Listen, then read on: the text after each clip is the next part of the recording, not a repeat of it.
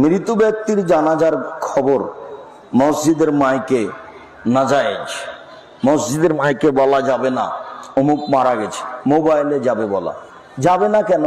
চিৎকার করা জাহিলি নীতি। এই জন্য মরণের খবর দেওয়াটা চিৎকার করে হলো জাহিলি নীতি।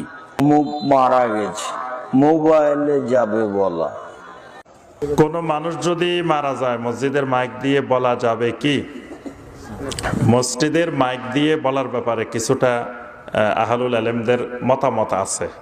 তবে শাইখ বিন বাজ রাহমাহুল্লাহ, শাইখ উসাইমিন রাহমাহুল্লাহ ওনারা বলছেন, যদি মসজিদের মাইক দিয়ে লিল ইখবার ওয়ালিল ইলাম, মানে মানুষকে মৃত্যুর খবরটা শুধুমাত্র জানিয়ে দেওয়া, খবর দেওয়ার উদ্দেশ্য হয়, তাহলে জায়েজ।